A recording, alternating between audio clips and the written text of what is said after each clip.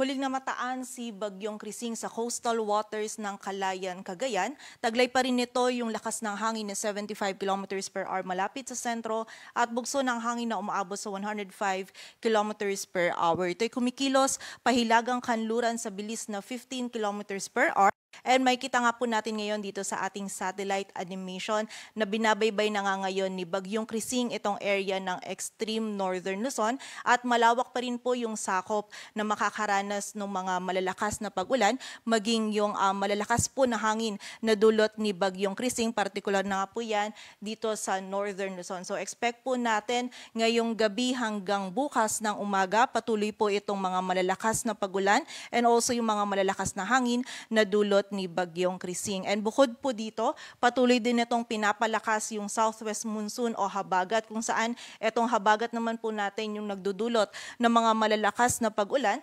lalong-lalo na yan dito sa kanluran ng Central at Southern Luzon, maging sa kanluran din ng Visayas at Mindanao. So patuloy po rin pong pag-iingat para sa ating mga kababayan. At ayon nga dito sa ating latest forecast track analysis, sa kasalukuyan ay binabaybay na po ni Bagyong Krising etong area ng extreme northern Luzon, kung saan ngayon po less likely na maglandfall ito sa anumang bahagi or sa anumang isla dito sa Babuyan Islands. Bagkus ang nangyari lamang po is nagkaroon lamang ng paglapit or close approach itong si Bagyong Krising dito sa isla ng Babuyan Group of Islands. And nakita din po natin na magiging mas maaga po yung paglabas nito dito sa loob ng ating area of responsibility, kung saan possible po by tomorrow morning ay nasa labas na po ito ng PAR. And makita din po natin, no, bagamat hindi nga ito naglandfall, is malaki pa rin po yung sakop nito ni Bagyong Krising. Ito pong area natin under yellow circle. Ito pa rin po yung sakop ng malalakas na hangin na dala ni Bagyong Krising. So expect pa rin po natin muli ngayong gabi hanggang bukas ng umaga patuloy pong makakaranas ng mga malalakas na pag-ulan and also ng mga malalakas na hangin etong malaking area ng northern Luzon. At kaugnay nga po ng mga malalakas na hangin, meron pa rin tayo nakataas na wind signal number 2 sa area ng Batanes, Cagayan, kasama na dyan yung Babuyan Islands, maging sa Isabela, Apayao, Kalinga, northern at central portions ng Abra, maging sa eastern portion ng Mountain Province, eastern portion ng Ifugao, dito sa Ilocos Norte at sa northern portion ng Ilocos Sur. Samantala, wind signal number 1 naman po sa Quirino, Nueva Vizcaya, rest of Mountain Province, Ifugao, and Abra. Dito sa bahagi ng Benguet, rest of Ilocos Sur, La Union sa northern portion ng Pangasinan, maging sa bahagi din po or sa northern portion ng Aurora at sa northeastern portion ng Nueva Ecija, kung saan yung mga areas na nabanggit po natin makakaranas sila ng mga malalakas na hangin na dulot po ni Bagyong Krising, lalong-lalo na yung mga areas natin under wind signal number 2, and posible po ito magdulot ng mga damages lalong-lalo na sa mga structures na gawa sa light materials, and also posible din po itong magdulot ng mga damages para sa ating mga pananim. So muli po, pag-iingat po para sa ating mga kababayan, kaugnay nga dito sa mga malalakas na hangin na dulot ni Bagyong Krising. Samantala, bukod po dito, makakaranas din ng bugso ng mga malalakas na hangin yung ilang areas po ng ating bansa. Ito naman po ay dulot ng habagat, kung saan meron pong mga mararanasan na bugso ng mga malalakas na hangin dito sa Zambales, Bataan, Calabarzon, Bicol Region, Mimaropa, maging sa Visayas at sa malaking bahagi pa po ng Mindanao. And magpapatuloy po itong mga bugso ng mga malalakas na hangin ito na dulot naman ng habagat maging sa mga susunod na araw.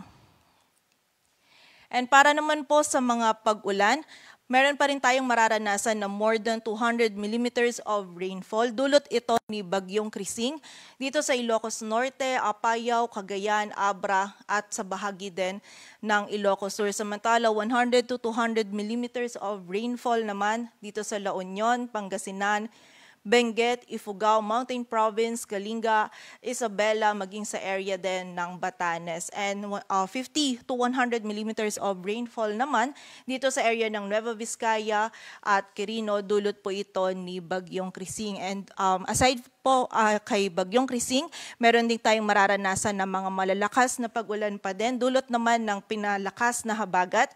100 to 200 millimeters of rainfall dito sa Zambales, Bataan, Occidental Mindoro, maging sa Palawan, Antique at Negros Occidental. Samantala, 50 to 100 millimeters of rainfall naman dito sa Nueva Ecija, Tarlac, Pampanga, Bulacan, Rizal, Metro Manila, Cavite, Batangas, Laguna, Quezon, Marinduque, dito sa Oriental Mindoro, Romblon, Aklan, Capiz, Iloilo, Guimaras, maging sa bahagi din ng Negros Oriental at Siquijor. So ito pong mga areas na nabanggit natin ngayong gabi hanggang bukas, patuloy nga pong makakaranas ng mga malalakas na pag-ulan dulot ni Bagyong Krising and also ng habagat. So magiging mataas po yung banta ng mga pagbaha at pagguho ng lupa, kaya patuloy na pag-iingat para sa ating mga kababayan, and makipag-ugnayan din po tayo sa ating mga LGU para sa mga aksyon na kailangan natin gawin para sa ating kaligtasan. Samantala, bukas naman po, meron pa ring mararanasan ng mga malalakas na pag-ulan dito sa area ng Ilocos Norte. Dulot po ito ni Bagyong Krising. And dito naman, dulot naman po ng habagat pa din. Meron pa ring 100 to 200 millimeters of rainfall sa Zambales, Bataan, Occidental Mindoro, and 50 to 100 naman sa Pangasinan, Tarlac, Pampanga, Bulacan, dito pa din sa Metro Manila, Cavite, Batangas, Oriental Mindoro, Romblon, Antique, Aklan, maging sa bahagi din ng Palawan. So ina-expect nga po natin, bukas meron pa ring mga pag-ulan dulot ni Bagyong Krising sa area ng Ilocos Norte. So bukas po ina-expect natin possible by noon onwards, bababawasan na po yung pag-ulan na dulot ni Bagyong Krising, but yung habagat po patuloy pa rin itong magdudulot ng mga pag-ulan, lalong-lalo na dito sa may western section ng Luzon at Visayas. And kaugnay po ng mga pag-ulan nito, yung ating mga regional offices naman ay nagpapalabas pa rin ng mga heavy rainfall warning, kung saan meron pa rin po tayong nakataas na red warning as of 11 p.m. today.